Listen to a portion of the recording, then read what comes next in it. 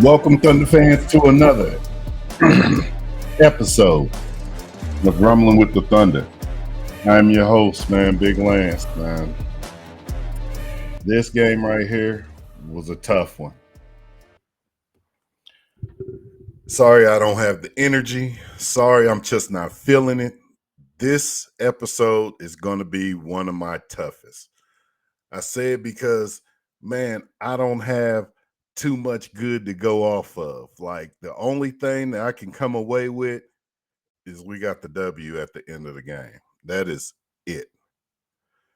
First, I just want to hop into last series, not game 4. I want to hop into game 3. I want to hop into game 3 just because I want to highlight some of those players that I feel like did a very good job and really should get some praise for that game. And to just make a point, we can't waste those games when we get those games. We can't. Of course, anybody who watched game 3, JDub put on a great performance, a superb performance. 35, 3 rebounds, 5 assists. We can't waste those games. And then the cherry on top, my guy Chet Holmgren really brought a big man game with 18 and 16 boards, also having 3 blocks and 1 steal. That was a game I hate got away. I absolutely hate that game got away from us. We can't dwell on the past. It went into overtime, and that's why I'm saying you even got SGA only having 18 points. Like, he had 8 points at half, and I remember talking to a few people. I was like, oh, well, Denver is in trouble. Denver's definitely in trouble because Shea having 8 points at half, I just knew he was bound for at least 22, 24 points. That would have put us over the mark. It ain't even going to overtime. Series would be a 3-1 series right now today. But you never know. Denver could have came back with a stronger game 4. We just can't play basketball like that. We got to just take care of it when it's done. It's our jobs to sit here and talk and complain and do all the things that we do. Hopping into game 4. We needed this one big time. It was pins and needles over here. I was definitely uncomfortable. And even with the game, how it started, didn't really settle me or make me feel even more comfortable. Hit like or subscribe before we get this journey going. All right. So today, game 4, Denver, OKC. It was truly a bizarre game. It truly was. We both started rocky, and it was an ugly game on both sides. Like, you could see early on, it was looking like. What, we still throwing up bricks? What I just say to you? What, you still throwing up bricks? What is this, a Masons convention? What? Clank, clank. I need like a welding torch to play in this league here. I got an idea. Let's stop right now and let's just gather up all these bricks and let's build a shelter for the homeless so that maybe your mother has a place to live. All right? But all right, so let's get into this first quarter. Just like I said, the stage was set, the energy was high. It was supposed to be a great, I'm not going to say epic, but a great. You have Denver with the ability to put us really, to me, I ain't even going to, I'm not going to do that. We go down 3-1, this series is done.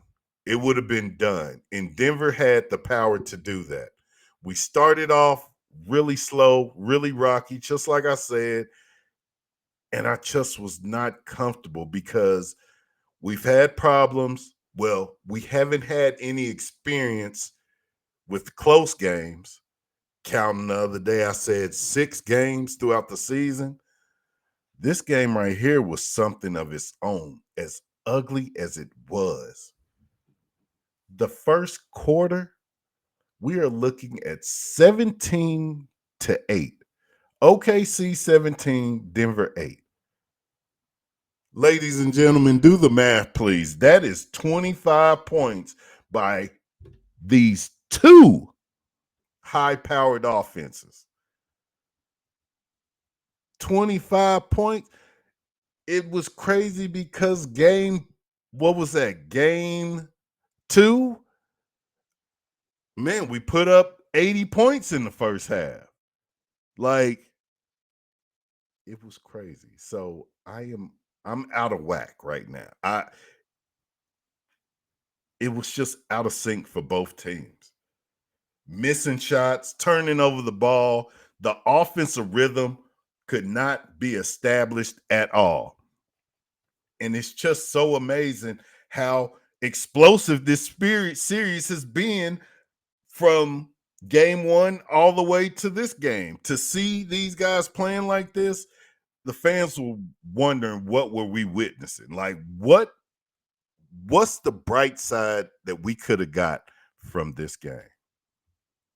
I want to talk about some player performances because, just like I said, this was something different. Lou Dort. I am going to pick on my guy Lou Dort. Love Lou Dort. Love Lou Dort. Right now, Lou Dort is becoming an offensive liability. In this series alone, Lou Dort has shot 8 for 32 from 3 and 11 for 38 from the field. The defense is solid. I will say that. To me, Lou Dort isn't doing anything super spectacular that you have to have him out there, especially when you have playoff Russo playing at the height of his defense and bringing that offense. Them shooting woes, that's a real problem. Because you look back at the Dallas series from last year, and what did Dallas do? We couldn't even play Giddey. They wasn't even playing. They was playing so much off of Giddey, we couldn't even use them. That's it. It kind of had me reminiscing on that Josh Giddey. So Lou Dort, hopefully we go home game 5, and hopefully he will have a better game 5 with the home crowd behind him. But those are serious problems that I was seeing throughout that game. JDub, it sucks. It truly does that he has such a performance in game 3 and then come back and struggle this game. But what I do like about JDub is he'll shine other places. He'll give you energy and effort other places, and it really does help the team. But just like I said before, we need JDub to go get a championship. A championship. I'm not saying round by round, a championship. We need big games out of JDub. Let me think of something positive to say. Chet Holmgren alley-oops. They are in style now in OKC. I think I saw about 3 oops to Chet. Like, I feel like that's a part of Chet that we can use more that we don't, especially with Hardenstein. There's several times that Hardenstein is throwing a little chest pass or a bounce pass. Man, you got the Floatenstein, so just change that and lob it up to Chet. Man, that can be such a big weapon for us, but we'll see how we progress going forward. I also want to touch on the newest villain in Oklahoma City for the Oklahoma City Thunder. Aaron Gordon, would you please stand up? Aaron Gordon is like PJ Washington, like Nas Reed. Like, we always get that one player that's just a thorn in our side, and he gets the award. It seems like Aaron Gordon always is making really big shots. I really like, I don't spotlight other players. I try not to because this is a Thunder podcast. This ain't no. But I will give folks their flowers when Aaron Gordon, from somebody who was a dunker before, like it's awesome that he has elevated his game to being a 3-point shooter, and he's even a better 3-point shooter than he was last year. Like Aaron Gordon is nice. I will give him that. I gotta give credit to Mark. I know I was on Mark about the rotation and all of that. He played it beautiful to me yesterday, as far as minutes goes. As far as something's not working, let me try something out. There's one person that I wish would get on the floor, but going 11 deep is just a lot in the playoff. But Kendrick, I really feel like what he does in the regular season, he should really get a chance to go out there and show what he has in the playoffs. But I'm going to talk about who we used, and that's what I want to highlight. So let me go to these stats for that game. So this is what I truly like that Mark Dagnall brought as far as coaching adjustments go. He played Lou Dort 19 minutes. I think Lou should I'm not saying put Lou on the bench at all. Give him that 19, 20 minutes. If he's on, let him play more. But when he's off and when his offense is off, you got to go to somebody else. And I like that he did that. So he gave Caruso 28 minutes. Caruso was able to come out with 10 points, 4 rebounds, 2 assists. You know those Caruso minutes are big. He had Isaiah Joe. He gave Isaiah Joe 7 minutes. He didn't hit anything. He hit a free throw. He was 1 and 2 from the line. Yes, sit Isaiah Joe. He took 3 shots, 3-point shots. Take him out the game. You go to Wiggs. Wiggs had 16 minutes. This is what I like from Wiggs, because if Wiggins can get anything over 15 minutes, he really shines. He shot 4 of 8, 50%, 3 of 6, 50% from threes. He ended off with 11, 6 boards. That's a solid game off the bench. And then Kaysen came in and did his thing with 23 minutes. He was 4 of 7, 3 of 3 from threes. He ended off with 11 also. 5 rebounds, 2 assists, 2 steals. Like, you basically got a whole nother superstar on the bench. You got the production of a whole nother superstar off the bench. They outscored Denver 35-8. 35-8. The bench was the star in this game. To me, the bench was the star. And that is something that I've been saying on this channel for a long time, ever since I started, is use your bench. Use your weapons. I've never even felt like that with a team. I don't think I've ever just rallied to use your bench more, but that's how strong that is a weapon for us. 35 points off the bench. That's big. That's huge. I love that. Free throw woes again, but they was on both ends. We missed 5 free throws. Denver missed 10. So we won that, and Denver really missed some critical free throws towards the end of that fourth quarter. And it really could have swing that momentum either way if they could have hit some. I think Gordon missed some, and Jokic missed a few. So that was big on their side, but free throws were a problem on both sides. Second half in the closing. As the game went on, I had one question, and it was, would anybody find their rhythm in this game? Both teams kind of showed like a flash, like a couple buckets here, a couple buckets there, but nobody really just put their dominance on this game. I was worried because we hadn't played a game this ugly, but we was still pretty much in control. the entire game until they took the lead. Then they went up like by 8.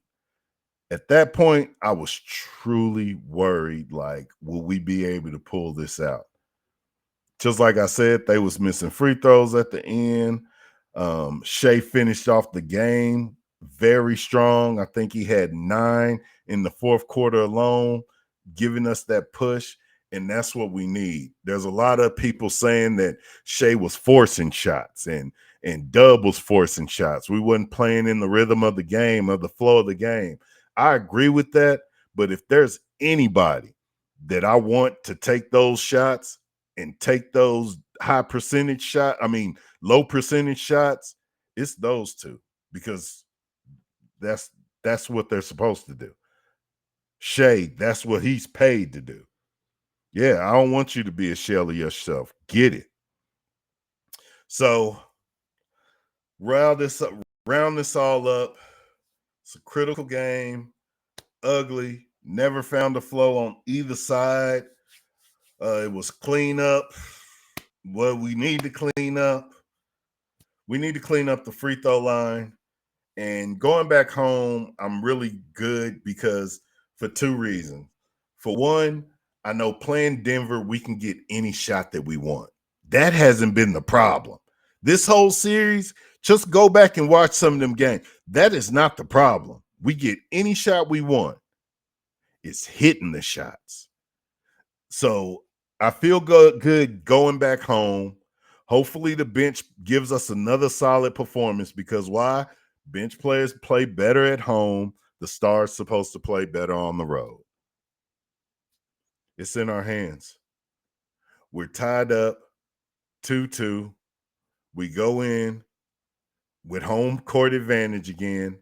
We got game 5 and we got game 7. Let's go. Let's go. Let me hop into my good, bad, and ugly and get you guys out of here.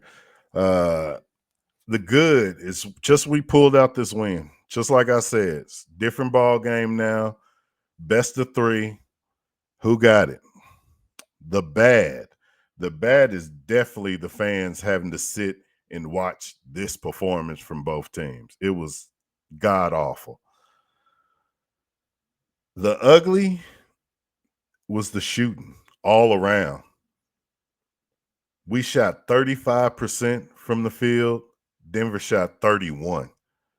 We both shot 24% from threes. And then, oh my God, 76 from the line from Denver, 72% from the line for the Oklahoma City Thunder. Final score, 92-87.